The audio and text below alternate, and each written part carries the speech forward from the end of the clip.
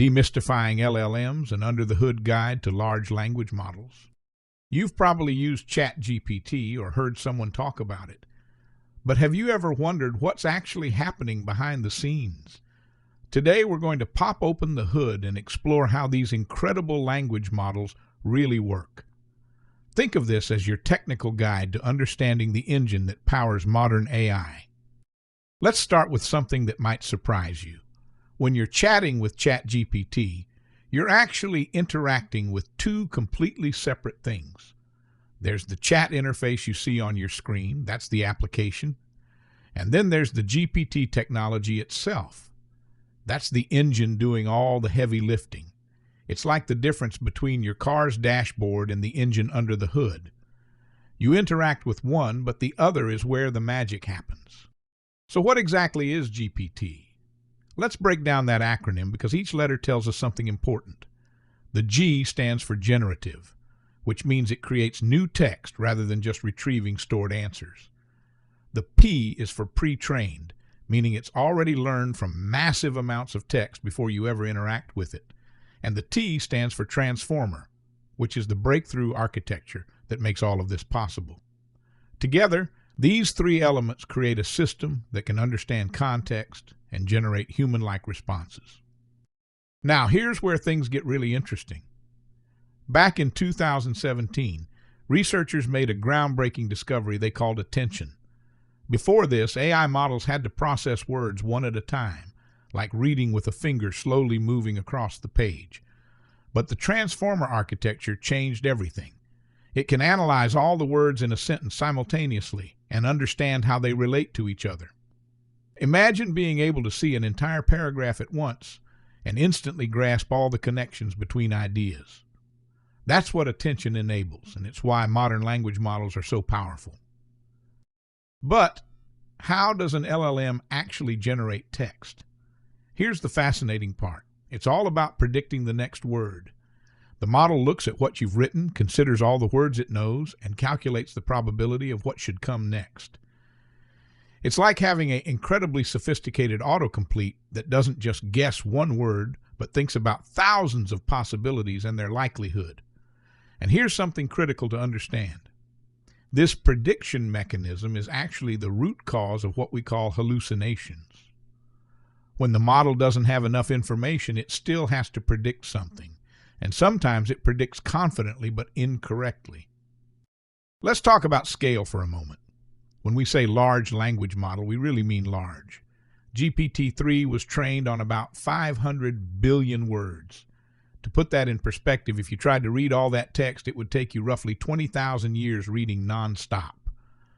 The entire English Wikipedia is just a tiny fraction of that training data. This massive scale is what allows these models to seem like they know about almost everything.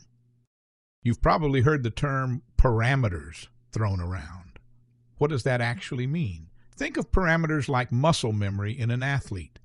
When a basketball player practices thousands of free throws, their body learns the perfect angle, the right amount of force, the exact release point. They're not consciously calculating these things anymore. It's embedded in their muscle memory.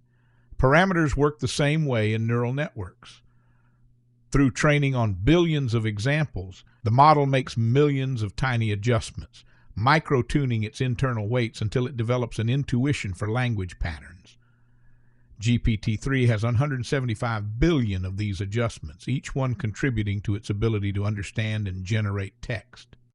Now let's get practical. When you're working with LLMs, you'll hear about tokens all the time. Tokens are the fundamental units that these models actually process. They're not exactly words and they're not exactly characters. They're somewhere in between. Why does this matter? Because tokens determine three crucial things: how much your API calls cost, how fast the model responds, and how much information you can include in a single conversation. Understanding tokens is essential for using these models effectively. Here's something that trips people up. Sometimes a single word gets split into multiple tokens.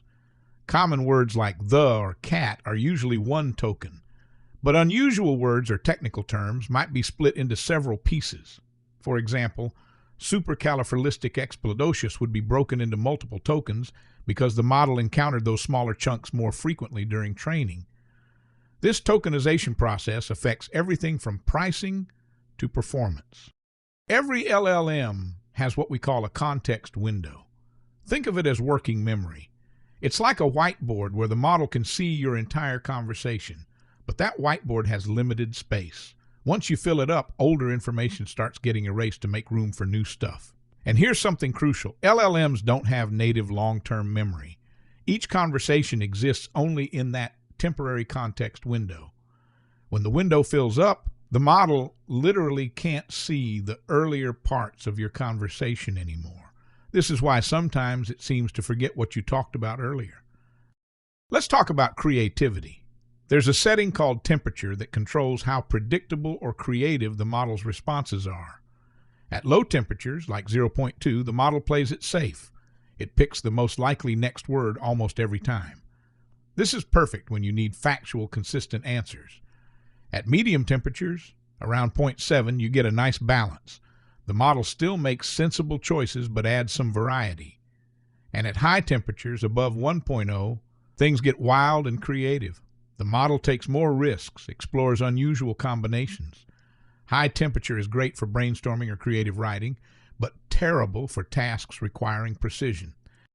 When you send a message to an LLM through an API, you're actually sending something called a prompt with 3 distinct roles. There's the system message, which sets the overall behavior and personality. There's the user message, that's you asking your question. And there's the assistant message, which is how the model responds. These 3 components work together as a single package, each playing a specific role in shaping the conversation. Understanding this architecture helps you craft better prompts and get more reliable results. Here's a powerful concept. Prompting is really about pattern activation.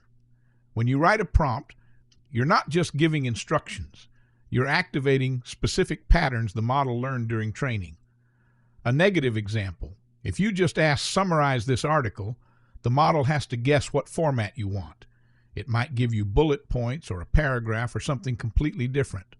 But a positive example, if you show the model exactly what you want by providing an example format, you're activating a specific pattern. You're essentially locking in the output structure so the model knows exactly what you're looking for.